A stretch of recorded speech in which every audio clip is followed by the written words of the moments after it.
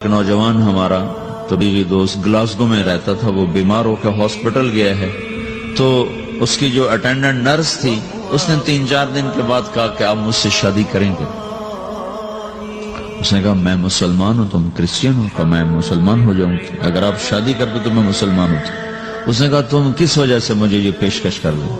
وہ کہنے کہ میں 3 دن سے تمہیں دیکھ رہی ہوں تو کہ تم نے ایک دفعہ بھی نظر اٹھا کے مجھے نہیں دیکھا، میں نرس ہوں، میری زندگی یہاں گزری ہے، میں نے کوئی نوجوان ایسا نہیں دیکھا جو لڑکی کو دیکھ کے نظر جھکا لیتا ہو، میں پہلی دفعہ اپنی زندگی میں کسی کو دیکھ رہی ہوں کہ جب اس کے سامنے میں آتی ہوں تو اس کی نظر جھک جاتی ہے، تو مجھے یقین ہو گیا تیرے اندر سچائی ہے۔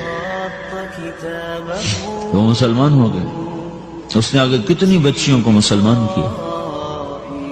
پھر اشفاق احمد صاحب مرحوم تھے، یہ ڈرامہ رائٹر، ان سے اچھی سلام دعا تھی میری، تو ایک دن مجھ سے کہنے لگے کہ میں تبلیغ کے کام سے متاثر ہوا ہوں انگلینڈ جا کر، پاکستان میں نہیں انگلینڈ جا کر، تو میں ایڈنبرا میں پارک میں بیٹھا تھا، میری بیوی میرے ساتھ بیٹھی تھی، تو ایک جماعت آئی، انہوں نے آ کر اذان دی مغرب کی اور نماز پڑھی۔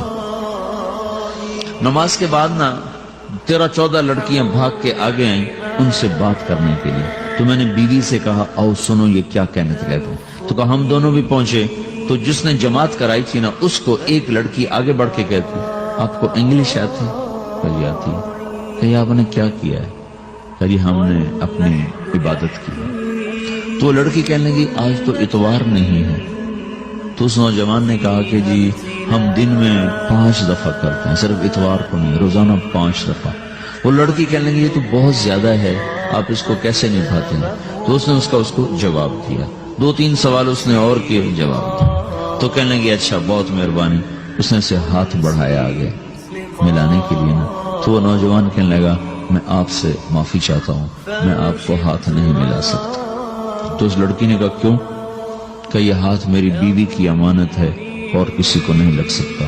تو لڑکی کھڑی تھی، وہ زمین پہ گر گئی، صرف اس بوجھ وہ زمین پہ گر گئی، کھڑے کھڑے وہ زمین پہ گر گئی اور وہ بچوں کی طرح رونے لگی پھوٹ پھوٹ کے، اور کہنے لگی وہ لڑکی کتنی خوش قسمت ہے جس کے تم خامد، کاش یورپ کے مرد بھی ایسے ہی ہوتے۔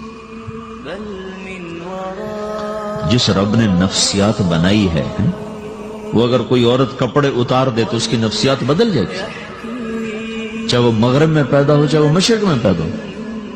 عورت کی نفسیاتی حیا ہے اور وفا ہے، کسی وفادار کی تلاش ہے، تو وہ اس کو پتہ بھی نہیں ہے کہ مشرق کا حیا کیا ہے، لیکن وہ اس کو اللہ نے عورت بنایا ہے، اس کے اندر کی وہ نہیں مر سکتی چیز۔ کاش یورپ کے مرد بھی ایسے ہوتے۔ اور آنسو پوچھتی ہوئی وہاں سے اٹھ کے چل دی۔ تو اشفاق صاحب مرحوم کہنے لگے میں نے اپنی بیوی سے کہا بانو آج وہ تبلیغ ہوئی ہے کہ لاکھوں کتابیں بھی چھپ جاتی، وہ کام نہ ہوتا جو یہ نوجوان اپنے عمل سے کر دیا۔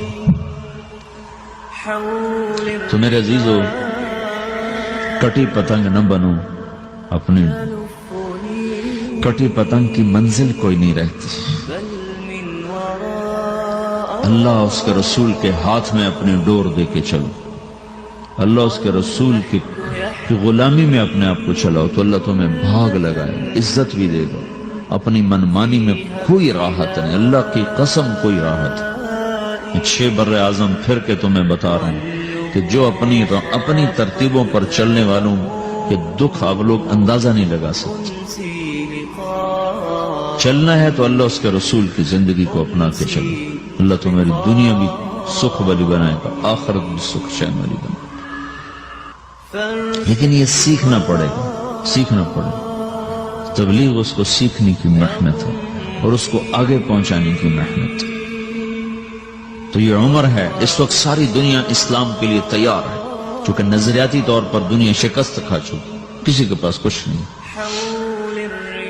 تو ہمارے پاس ایک ایسا خوبصورت نظریہ ہے کہ جو ان کو بڑی تیزی سے اپنی طرف کھینچ سکتا ہے، اور اللہ کا احسان ہے کہ تیزی کے ساتھ نسلوں کا رخ اللہ کی طرف ہو رہا ہے۔